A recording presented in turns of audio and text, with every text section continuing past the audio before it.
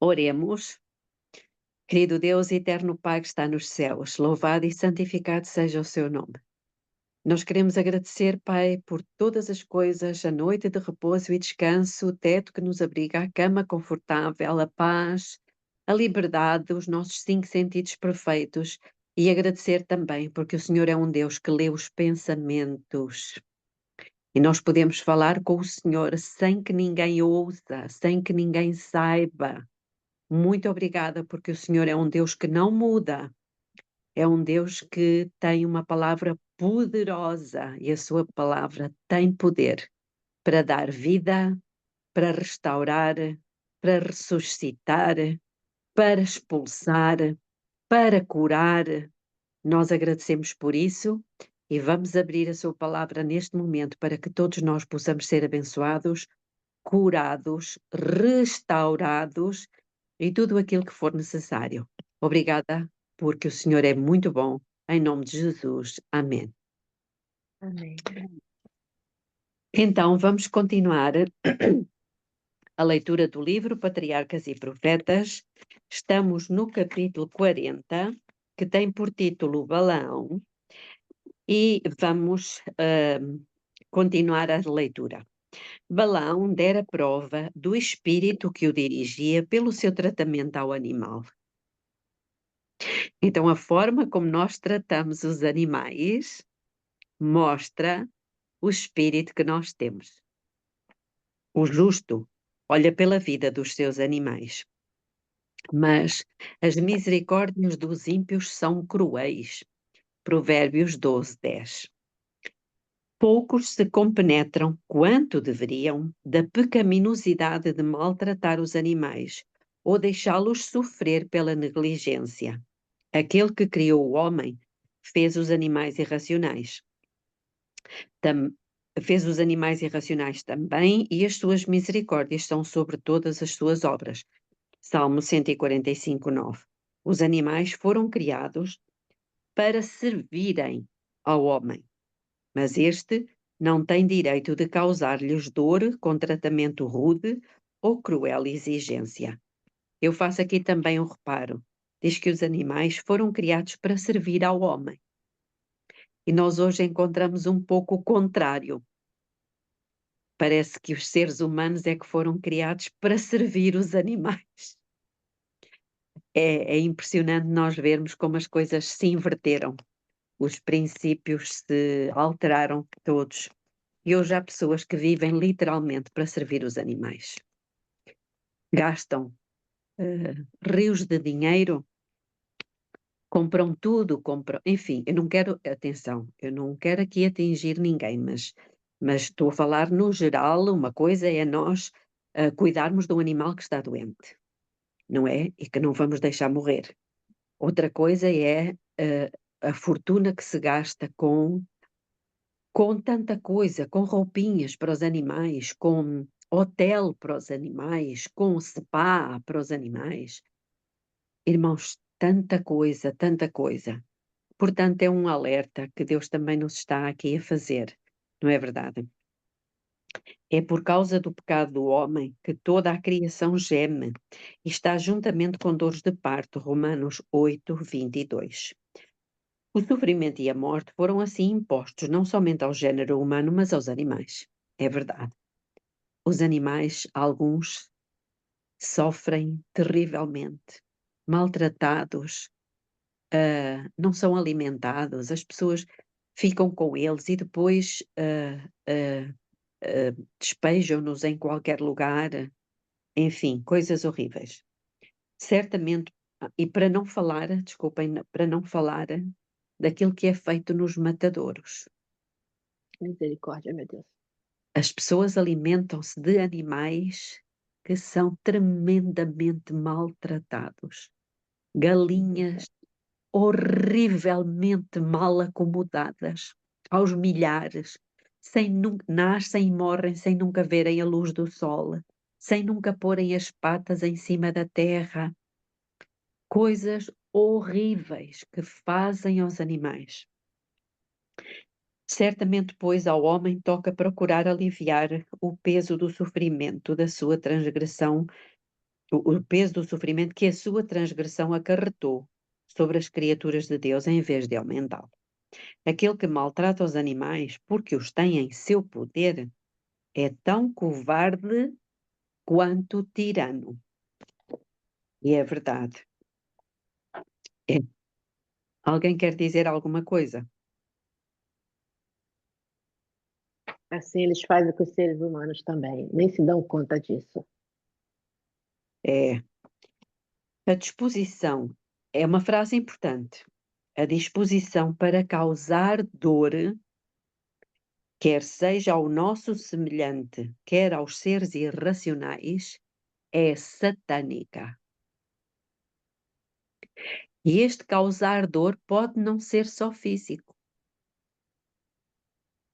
Pode ser causar dor de toda a espécie. Muitos não compreendem que a sua crueldade haja de ser conhecida, porque os pobres animais mudos não a podem revelar. Mas se os olhos desses homens pudessem abrir-se como os de Balaão, veriam um anjo de Deus em pé como testemunha para atestar contra eles no tribunal celestial. Um relatório sobe ao céu e aproxima-se o dia em que pronunciará juízo contra os que maltratam as criaturas de Deus. Quando viu o mensageiro de Deus, Balaão exclamou aterrorizado: pequei, porque não soube que estavas neste caminho para te opores a mim. E agora, se parece mal aos teus olhos, tornar-me-ei. O Senhor permitiu-lhe prosseguir em sua viagem, mas deu-lhe a entender que as suas palavras seriam dirigidas pelo poder divino. Deus queria dar prova a Moabe que os hebreus estavam sob a guarda do céu. E isto ele fez de modo eficaz quando lhes mostrou quão impotente era Balaão, mesmo para proferir uma maldição contra eles, sem permissão divina. O rei de Moabe, sendo informado da aproximação de Balaão, saiu com grande acompanhamento às fronteiras do reino para o receber. Quando se mostrou admirado com a demora de Balaão, em vista das ricas recompensas que o esperavam, a resposta do profeta foi: eis que eu tenho vindo a ti. Porventura, poderei eu agora, de alguma forma, falar alguma coisa? A palavra que Deus puser na minha boca, essa falarei. Balaão lamentava grandemente esta restrição. Vejam aqui, Balaão lamentava a restrição, ou seja, lamentava que não pudesse dizer outra coisa além daquilo que Deus lhe pusesse na boca. Temia que o seu propósito não pudesse efetuar-se, porque o poder dirigente do Senhor estava sobre ele. Com grande pompa, o rei, com os principais dignatários do seu reino, acompanharam Balaão aos altos de Baal, donde ele podia avistar as hostes hebreias.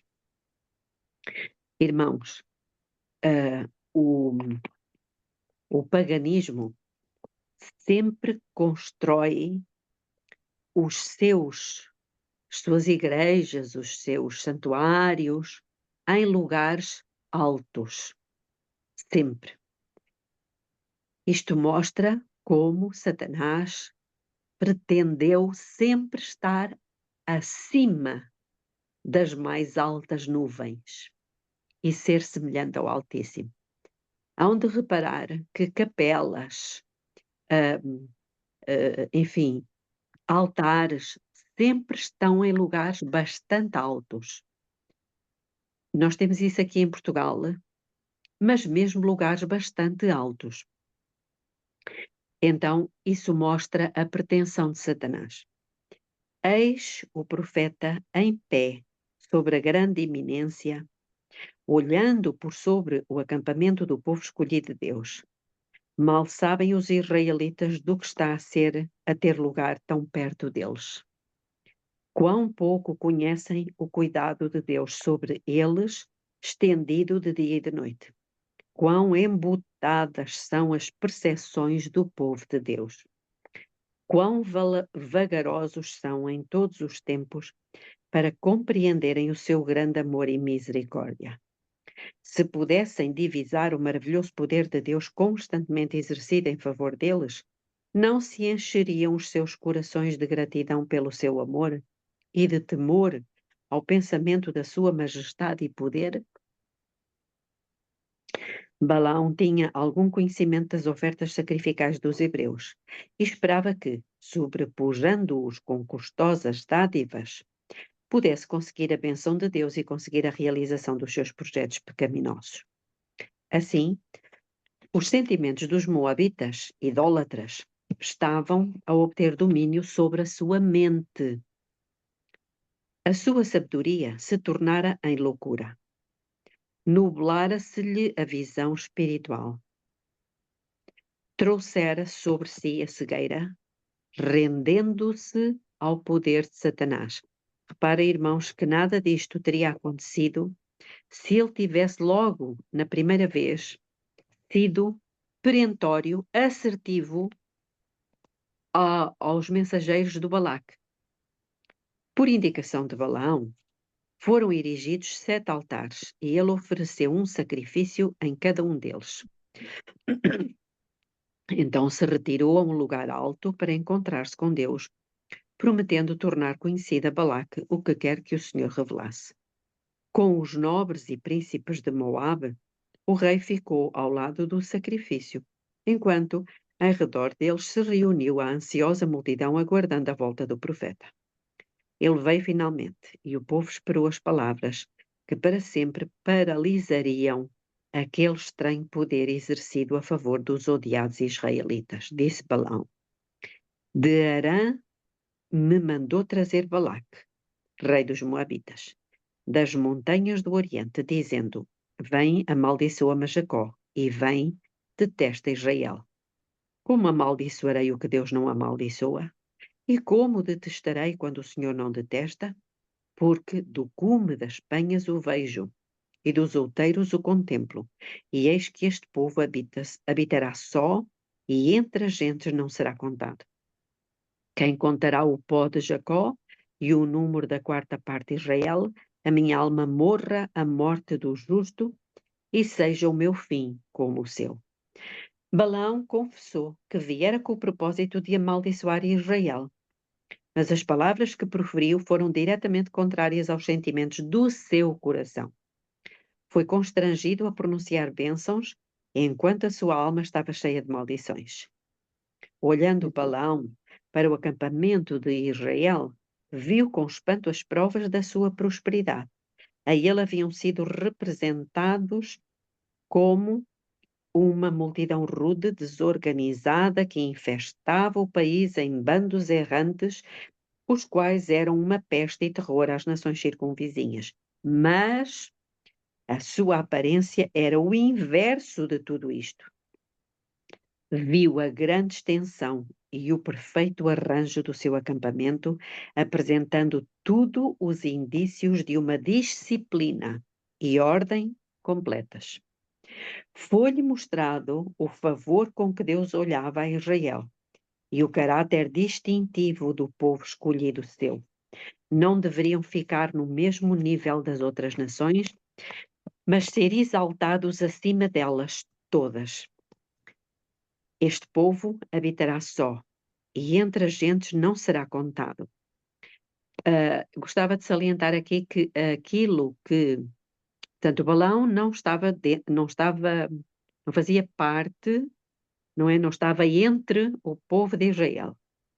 E quando o Balaque lhe falou do povo de Israel, como diz aqui, apresentou-lhe, não é, como uma multidão rude, desorganizada, que infestava o país em bandos errantes, os quais eram uma peste e terror às nações circunvizinhas.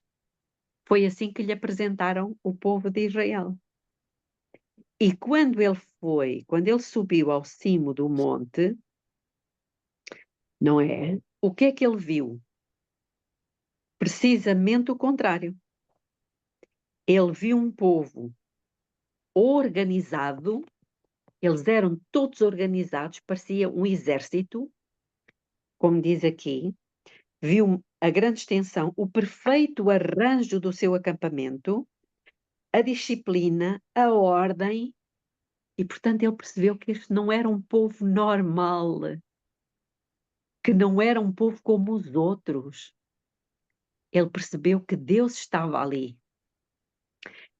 E isso é interessante porque até a nossa própria, hoje, a nossa própria forma de viver, a maneira como nós temos a nossa casa, organizada, arrumada, limpa, como nós temos a nossa família, como nós procedemos, irmãos, como nós temos a estante dos nossos livros, como temos as nossas roupas, tudo organizado, tudo limpinho, tudo mostra aos outros o nosso Deus. Por vezes não pensamos nisto. Amém. Eu achei isso aqui maravilhoso. É assim ainda hoje e vai continuar. Glória a Deus, aleluia. Exatamente. Eu já tenho percebido certas coisas e é assim, como é que eu vou explicar? Portanto, a forma como nós temos a nossa vida e como temos a nossa casa e o nosso quarto e, enfim, a nossa casa, mostra como é que está a nossa cabeça. Ou melhor, mostra quem está reinando sobre a nossa mente. Se é o Deus da ordem e da disciplina ou se é o Deus da desordem e do caos. Percebem, irmãos? Isto é muito importante. Na ocasião Considerando em que esta... também, Belinha, que aquele povo, na verdade, eles não eram tão organizados assim, não estavam. Eles eram problemáticos entre si, certamente, e não tinha tanta organização assim como Balaão conseguiu ver. Deus mostrou para Balaão. Isso é o poder de Deus. como povo, sim, apesar de terem coisinhas entre eles, como povo, eles eram, sem dúvida, organizados. Sempre foram. Desde que Deus os tirou do Egito, havia sido estipulado por Deus a maneira como eles colocavam as tendas, as tribos, tudo. Não era tudo à balda. Era tudo com muita disciplina e ordem. Apesar de, como eu digo, eles terem algumas divergências entre eles.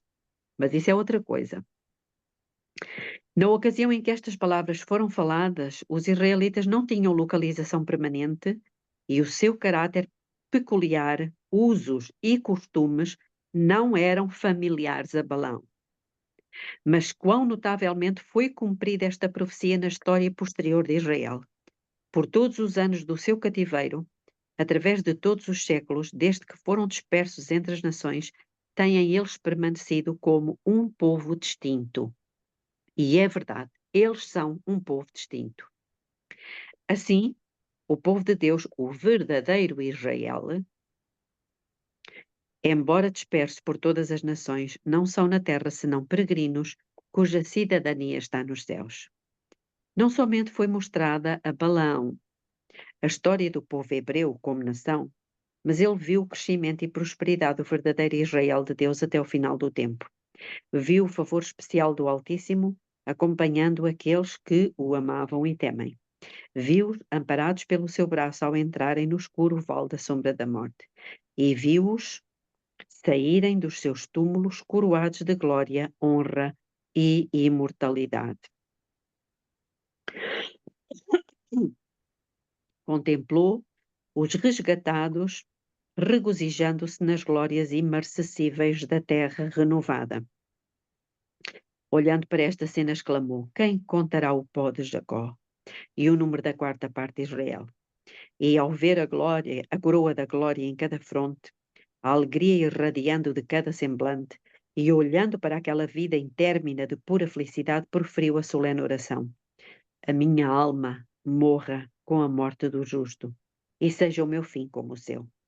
Se Balaão tivesse tido disposição para aceitar a luz que Deus dera, teria então tornado verdadeiras para si as suas palavras. Teria de pronto cortado toda a conexão com Moabe. Não mais teria abusado da misericórdia de Deus, mas a ele teria voltado com profundo arrependimento. Mas Balaão amava o salário da injustiça e estava decidido a consegui-lo. Que horror! Balaque tinha confiantemente esperado uma maldição que caísse como uma praga definhadora sobre Israel. E às palavras do profeta exclamou com paixão: Que me fizeste? Chamei-te para amaldiçoar os meus inimigos, mas eis que inteiramente os abençoaste. Balaão procurou fazer da necessidade virtude, diz haver falado, em atenção conscienciosa para com a vontade de Deus, as palavras que foram forçadas aos seus lábios pelo poder divino. A sua resposta foi: porventura, não teria cuidado de falar o que o Senhor pôs na minha boca? Conseguindo entrar, tá? Como?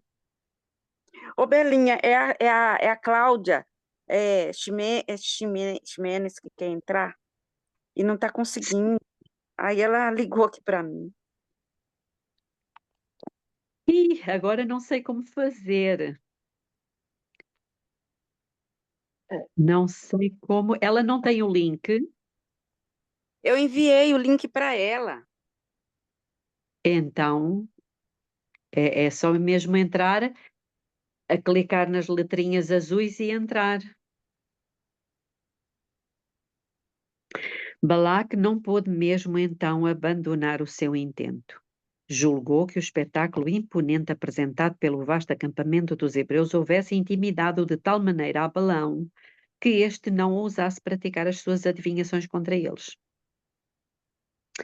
Resolveu o rei levar o profeta a algum ponto onde visse apenas uma pequena parte das hostes.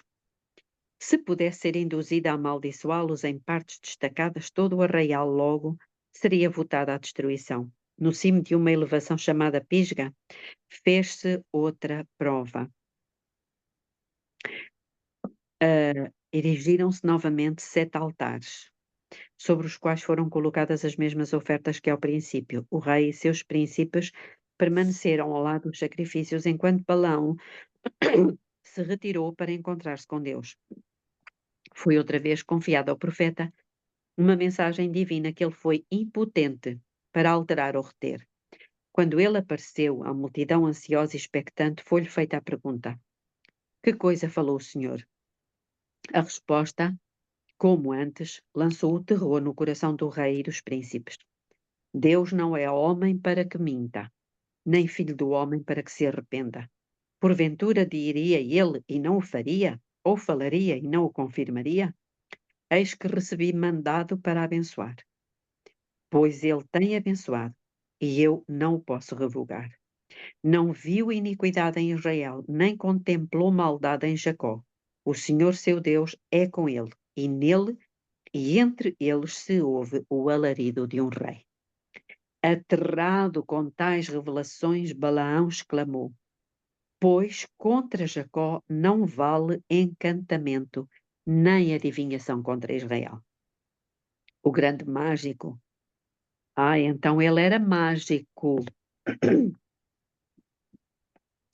Ele tinha realmente apostatado. O grande mágico tinha experimentado o seu poder de encantamentos de acordo com o desejo dos moabitas. Mas, com relação a esta mesma ocasião, dir-se-ia de Israel: Que coisa Deus tem obrado! Enquanto estavam sob a proteção divina, nenhum povo ou nação, embora auxiliado por todo o poder de Satanás, seria capaz de prevalecer contra eles. O mundo todo se maravilharia ante a obra admirável de Deus em prol do seu povo, de que um homem decidido a seguir uma conduta pecaminosa fosse de tal maneira dirigido pelo poder divino que preferisse, em vez de imprecações, as mais ricas e preciosas promessas na expressão da poesia sublime e apaixonada. E o favor de Deus manifesto a Israel nessa ocasião deveria ser uma segurança do seu cuidado protetor aos seus filhos obedientes e fiéis em todos os tempos.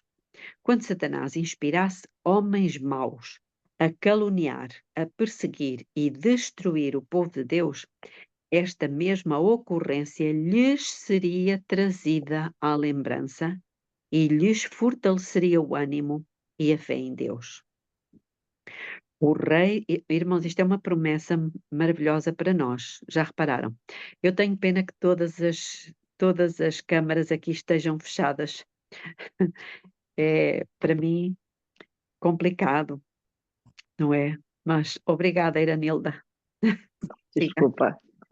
É que todo mundo faz, eu faço também para não tirar a atenção, porque às vezes não se movimenta e tal. A gente às vezes até aprende isso, mas não é essa a intenção. Pronto, obrigada. Eu acho que isto aqui é muito importante para nós, irmãos, quando diz aqui assim,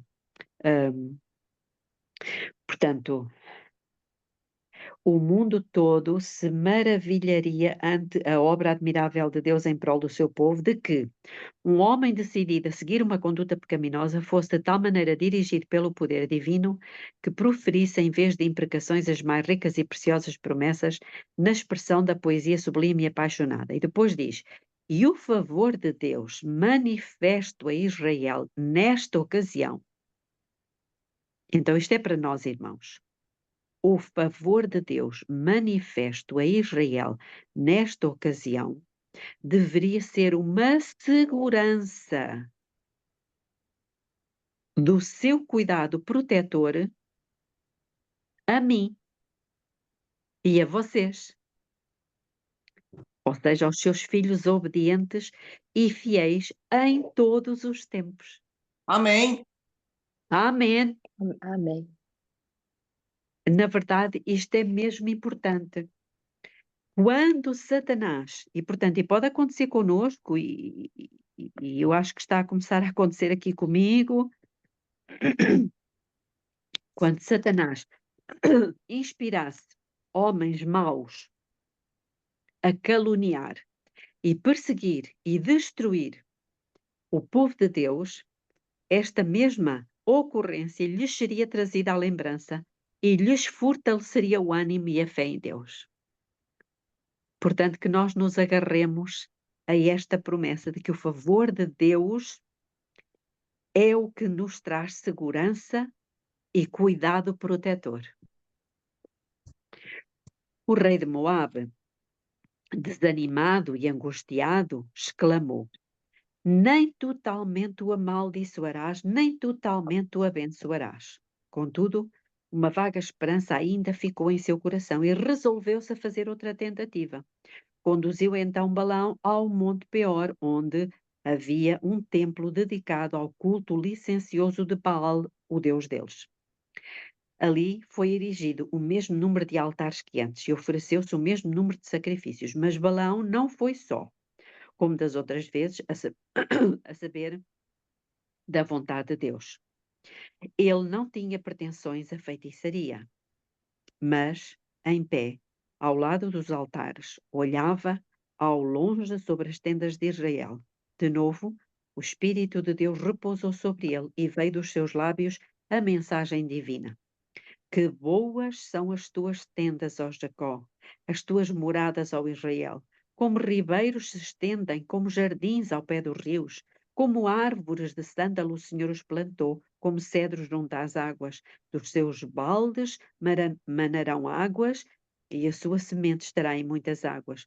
E o seu rei se exalçará mais do que Agag, e o seu reino será levantado. Encurvou-se, deitou-se, como leão e como leoa, quem o despertará? Benditos os que te abençoarem e malditos os que te amaldiçoarem.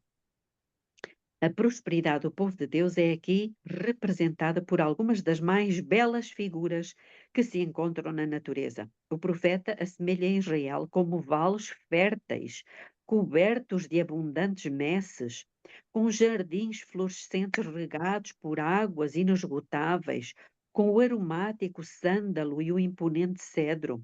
A última figura mencionada é uma das mais notavelmente belas e apropriadas que se encontram na palavra inspirada. Vou só aqui fazer uma pausa para os irmãos verem esta imagem, que eu acho que é muito interessante. Vejam como se vê, conseguem ver? Sim. Como se vê a ordem. Estão a Muito ver lindo. aqui a ordem das tendas, a Sim. disciplina. Foi isto que ele viu. E é isto que o mundo deve ver também no povo de Deus hoje. Não é? Não é a confusão, o barulho, a desordem. Então diz: o cedro do Líbano era honrado por todos os povos do Oriente. A espécie de árvores a que ele pertence é encontrada onde quer que o homem haja ido por toda a terra. Desde as regiões árticas até a zona tropical, florescem regozijando-se no calor e, ao mesmo tempo, afrontando o frio, surgindo com grande pujança ao lado do rio e, ao mesmo tempo, assomando pelos ares por sobre a terra inculta, ressequida e sedenta. Penetram suas raízes profundamente por entre as pedras das montanhas e erguem-se com ousadia em desafio à tempestade. As suas folhas estão frescas e verdes quando tudo mais pereceu com o sopro do inverno. Acima de todas as outras árvores, distingue-se o cedro do Líbano. Pela sua força, firmeza, o seu imperecível vigor. E isto é usado como símbolo daqueles cuja vida está escondida com Cristo em Deus. Que maravilha!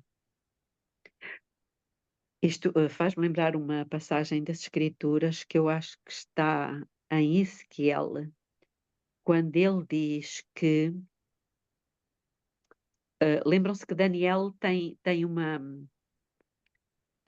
faz referência ao ataque de Babilónia, não é? Ao povo de Deus. E acho que é Ezequiel que diz que, portanto, um dos símbolos da Babilónia era um leão com asas de águia. E então penso que Ezequiel diz que viria uma nação como águia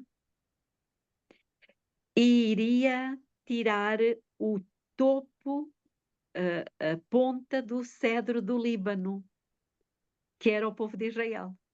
Portanto, Deus estava a comparar não só a Babilónia a uma águia, mas também o povo de Israel a um cedro do Líbano. E aqui está a descrição. Eu achei esta descrição muito bonita. Símbolo daqueles cuja vida está escondida com Cristo em Deus. Colossenses 3:3. Diz a Escritura: o justo crescerá como o cedro. Salmo 92:12. A mão divina exaltou o cedro como o rei da floresta. As faias não igualavam os seus ramos, e os castanheiros não eram como os seus renovos. Nenhuma árvore no jardim de Deus se assemelhou a ele. Olha, aqui está. Tá, Ezequiel 31:8. Não é esta passagem, mas eu acho que é Ezequiel que fala disto. O cedro é repetidas vezes empregado como emblema da realeza. E o seu uso nas Escrituras para representar os justos mostra como o céu considera aqueles que fazem a vontade de Deus. Não é bonito? Esta imagem aqui, quando diz que eles se regozijam no calor e ao mesmo tempo afrontam o frio, surgem com grande pujança ao lado do rio e ao mesmo tempo assomando pelos ares por sobre a terra inculta, ressequida e sedenta, que as suas raízes penetram profundamente por entre as pedras das montanhas e erguem-se com ousadia em desafio à tempestade. As suas folhas estão frescas e verdes quando tudo mais pereceu com o sopro do inverno. Isto é uma representação daqueles que estão escondidos com Cristo em Deus. Lindo, não é? Balaão profetizou que o rei de Israel seria maior e mais poderoso do que Agag. Este era o nome dado aos reis dos Amalequitas, que naquele tempo era uma nação muito poderosa, mas Israel, como fiel a Deus, sendo fiel a Deus, subjugaria todos os seus inimigos. O rei de Israel era o filho de Deus. E seu trono seria um dia estabelecido na terra e o seu poder seria exaltado acima de todos os reinos terrestres. Ouvindo as palavras do profeta Balaque ficou dominado pela decepcionada esperança, pelo temor e raiva. Ficou indignado de que Balaão lhe tivesse dado uma mínima esperança de uma resposta favorável quando tudo estava decidido contra ele. Considerou com escárnio a conduta transigente e enganadora do profeta. O rei exclamou iradamente: agora, pois, foge para o teu lugar. Eu tinha dito que te honraria grandemente, mas eis que o Senhor te privou desta honra. Balaão respondeu que o rei tinha sido advertido previamente de que ele apenas poderia falar a mensagem que lhe fora dada da parte de Deus. Antes de voltar a seu povo, Balaão proferiu uma belíssima, sublime profecia acerca do Redentor do mundo e a final destruição dos inimigos de Deus. Irmãos, esta profecia, ela é muito linda, nem toda a gente a conhece, mas nós precisamos conhecê-la. Eu penso que os irmãos conhecerão. Que diz assim: vê-lo-ei, mas não agora. Quem é este vê-lo-ei? Vê-lo-ei quem? Cristo. Cristo. Cristo. Contemplá-lo-ei, mas não de perto. Lógico, porque Cristo ainda iria estar bem longe de Balaão. Uma estrela procederá de Jacó. Lembrem-se que os reis do Oriente, que não eram israelitas, conheciam esta profecia de Balaão. Mas... Conheciam. Tanto que eles foram quando Jesus nasceu. Exatamente, tanto que eles estavam atentos, sempre olhando para o céu, esperando ver a tal estrela. Estava na profecia de Balaão. Vejam, os próprios pagãos não eram do povo de Israel. E eu acredito que hoje pessoas que não são adventistas têm os seus olhos postos nas profecias que os adventistas creem. Estão até clamando aí. Isto é muito importante, isto tem a ver com Daniel 11 também. E um cetro subirá de Israel, que ferirá os termos dos moabitas e destruirá todos os filhos de Sete. E finalizou predizendo a completa destruição de Moabe e Edom, de Amaleque e dos Quenitas, não deixando assim ao rei moabita nenhum raio de esperança. Decepcionado em suas esperanças de riqueza e honras, achando-se no desagrado do rei e estando cônscio de que incorrera no desprazer de Deus, Balaão voltou da missão que ele próprio desejara. Depois de chegar em casa, o poder dirigente do Espírito de Deus o deixou, e sua cobiça, que apenas estivera contida, prevaleceu. Irmãos, durante todo este processo, este homem não podia ter-se arrependido e não podia ter-se voltado para Deus. Já repararam? Tudo isto que aconteceu, não podia ter escolhido o lado de Deus. Ele percebeu que tudo aquilo, mesmo contra a vontade dele, que ele estava falando e proferido, não vinha dele, vinha de Deus. É isso? É uma coisa. Ele sentiu a presença de Deus nele, ele rejeitou. E ele rejeitou, diz aqui, estivera aquela cobiça, o problema dele foi a cobiça. Sim. Ela que estivera contida prevaleceu. Estava disposto a recorrer a qualquer meio para ganhar a recompensa prometida por Balaque. Balaão sabia que a prosperidade de Israel dependia da sua obediência a Deus e que não havia meio para ocasionar o seu transtorno, senão induzindo-os ao pecado. E aqui é que começa o problema. Ele, até aquela altura, ele não tinha conseguido amaldiçoar o povo de Deus. Então, Satanás, usando-o, usou uma outra estratégia. E esta foi fatal para o povo de Israel. Esta foi fatal. Resolveu conseguir agora o favor de Balaque, aconselhando aos moabitas o caminho a seguir, a fim de acarretar maldição sobre Israel. Sabem o que foi? Relacionamento com as midianitas. mulheres, as moabitas. O Voltou casamento. Como? O casamento, a mistura entre os povos, no caso, seria Não um foi um casamento. Né? casamento, não foi casamento, foi a fornicação. Foi Sim, tá, ok. A E foi mistura, no caso. Né? E foi quase na entrada de Canaã, ao atravessar o rio. É Jordão. verdade. Olá, Cláudia, já entrou, já temos aqui a nossa Cláudia Ximenes, bem-vinda. Bom dia, obrigada por me aceitar. Estou feliz da vida. Louvado Cláudia, seja você Deus, clicou Cláudia. lá? Você clicou lá, Cláudia, no link que eu coloquei? Você entrou pelo clicar do link? Cliquei no link. Ok. Que bom. Obrigada. Então, de Nada. nada, bem-vinda mesmo.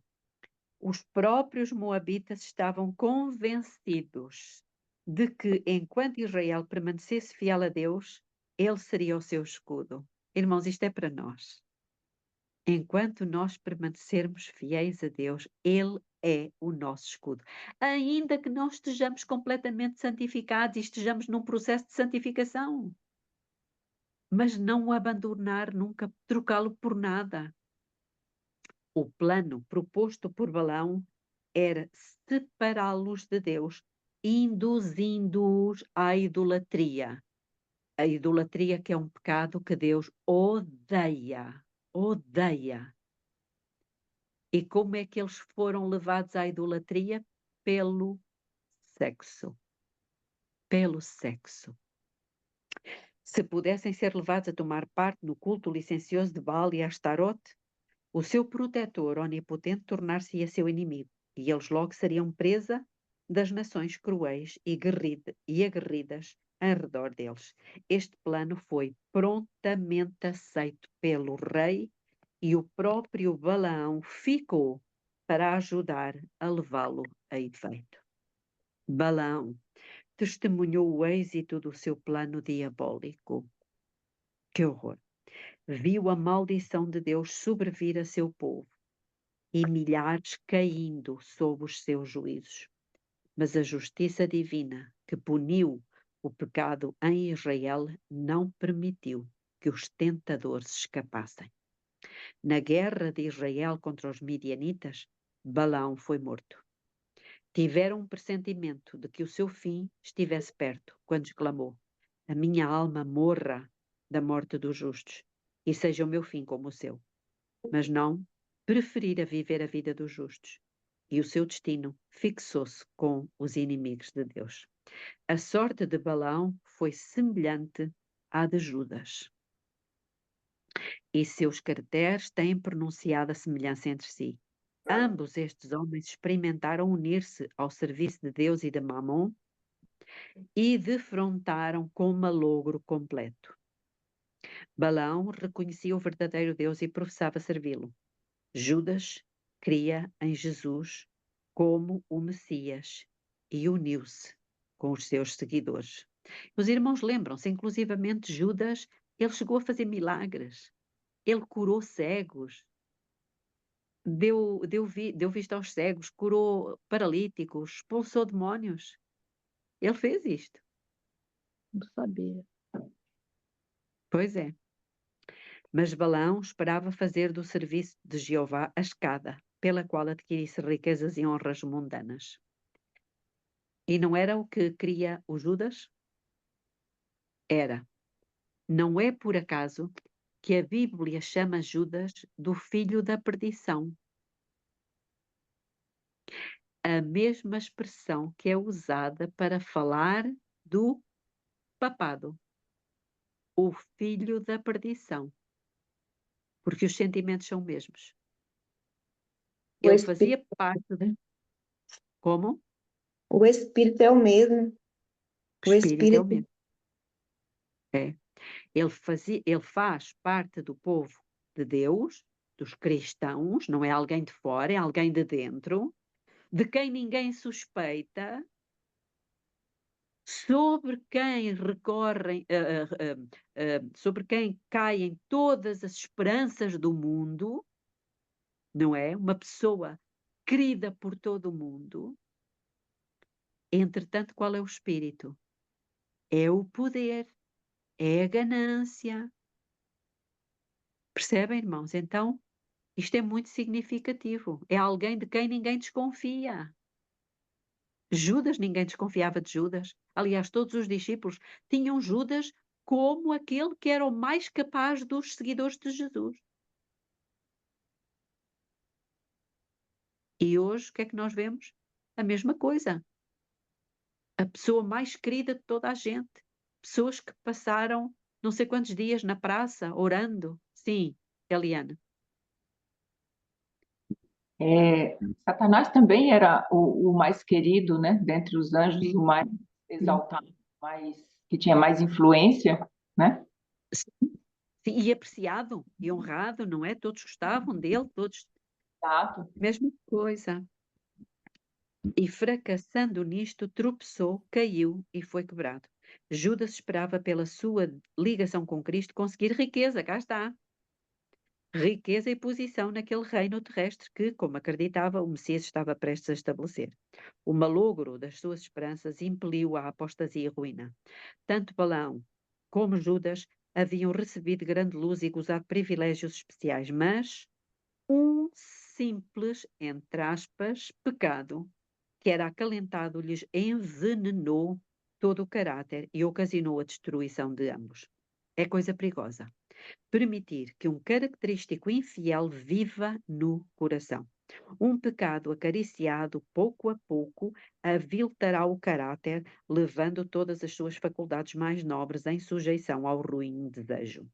A remoção de uma única salvaguarda da consciência, a condescendência com um mau hábito sequer, o descuido das elevadas exigências do dever, derribam as defesas da alma e abrem o caminho para entrar Satanás e transviar-nos. O único meio seguro é fazer nossas orações subirem diariamente de um coração sincero, como fazia Davi. Dirige os meus passos nos teus caminhos, para que as minhas pegadas não vacilem. Salmo 17, 5. Amém. Oremos e depois vamos fazer alguns poucos comentários. Oremos então. Querido Deus e eterno Pai que está nos céus, louvado e santificado seja o seu nome, porque o Senhor deixou na sua palavra todos estes exemplos, para que nós, a última geração, não caia em nenhum destes pecados. Nós nascemos com propensões para o mal, uns de uma forma, outros de outra. Mas, Pai, pela sua misericórdia, o Senhor nos apela a cada um de nós, a que com o poder de Jesus, do sangue de Jesus, vençamos estas heranças que nós recebemos, umas que recebemos herdadas e outras cultivadas por nós. Que o Senhor, na sua misericórdia, abra os nossos olhos para que vejamos aonde é que ainda temos uma raiz de mal, de pecado, para que possamos vencê-la com o poder de Jesus. Amém. Conceda-nos, ó Pai, a graça de colírio para vermos e fé para crermos que, se do pecado nos queremos livrar, o sangue de Jesus nos dá o poder. Amém. Obrigada por esse sangue derramado. Obrigada pelo poder da sua palavra. Obrigada pela certeza de que em Cristo somos mais do que vencedores. Em nome de Amém. Jesus. Amém. Amém. Algum Amém. comentário?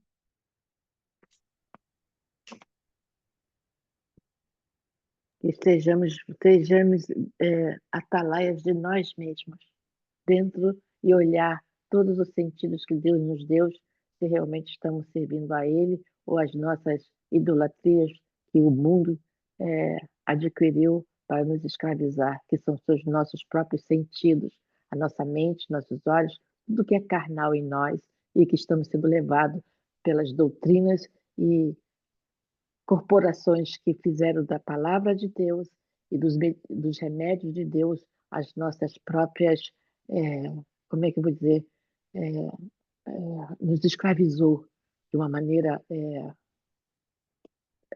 liviana, né? Através do desejo do homem em si, né? E não da Sim. palavra de Deus. Ok, Cláudia, tem mãozinha levantada? Bom dia a todos. Muito feliz. Olá, saudades, ver a tua carinha. Ai, tô tão feliz de ter entrado na sala, porque eu fico assim, pessoal, quando que a Belinha vai pregar? Quando que a Belinha vai pregar? Ninguém me responde, né?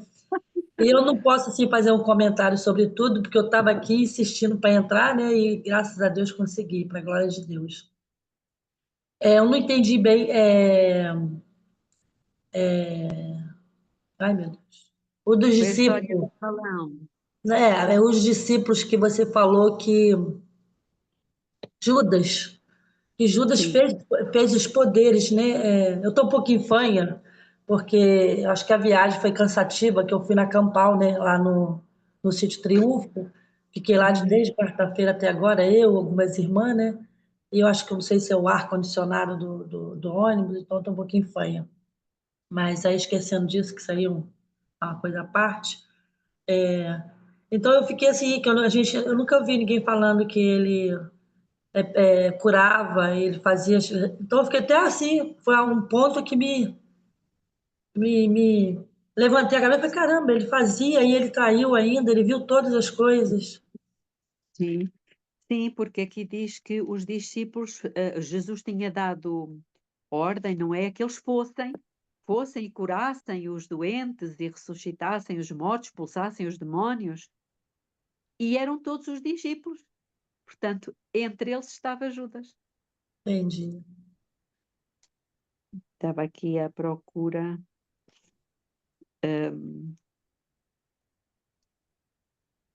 Aqui em Mateus 10, por exemplo.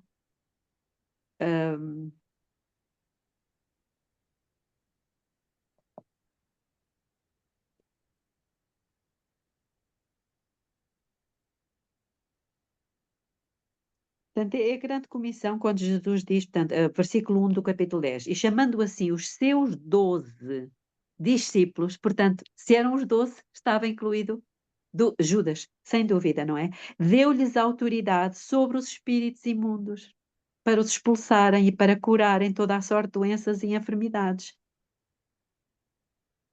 E depois Mas, vêm os nomes dele. Entre eles está Judas Iscariotes no versículo 4.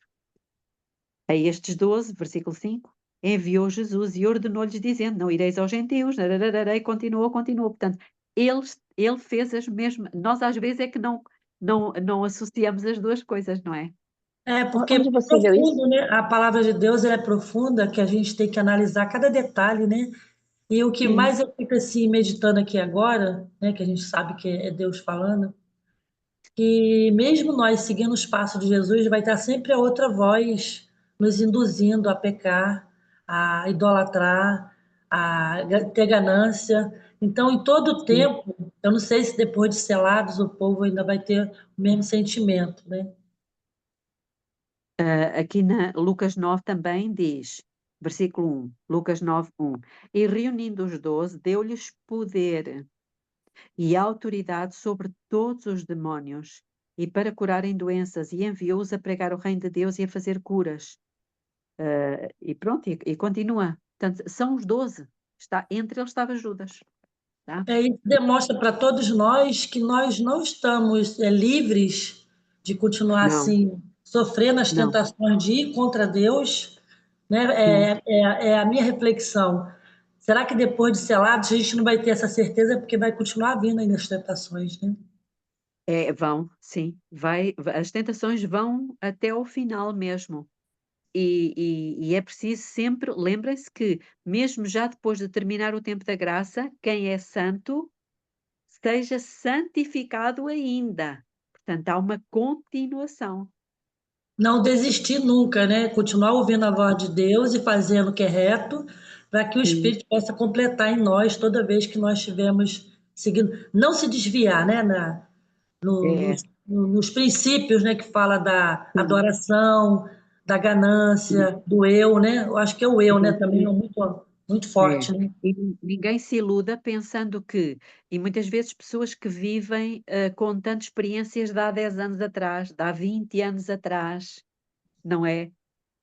Então, e hoje não têm experiências, hoje não têm nada para contar, não é pelo facto de no passado terem levado muitas pessoas ao batismo, terem feito muito trabalho, terem sido isto e aquilo, não é por causa disso que hoje não possam vir a cair. Cuidado. E também tem outra coisa assim que sempre a salvação é aquele dia, vamos supor, nasceu hoje o dia, a nossa salvação é hoje, o que passou, passou. Exatamente. Senão a gente vai querer Hoje, botar na conta que a gente está salvo porque a gente salvou várias vidas no passado, não. O que passou, passou, é a partir sempre do primeiro dia para frente. isso. Sempre renascendo como uma criança, olha isso. Glória a Deus. Glória a Deus. É. Ok, irmãos, vamos então. Belinha, onde você Sim. falou isso? Me dá aí para me estudar depois, que você falou que como todos curavam e tudo. Mateus 10, a partir do versículo 1, e Lucas 9, a partir do versículo 1. Ok, obrigada. Tá? Ok, então tenham todas um bom dia. Eu gostei muito de ver as carinhas novas que temos aqui. Não deixem de vir, fazem falta o vosso contributo, tá bem? E um beijinho grande e até amanhã, se Deus quiser. Até amanhã. Até Um amanhã. abraço a todos. Até amanhã. Tchau. Até amanhã. Tchau, tchau.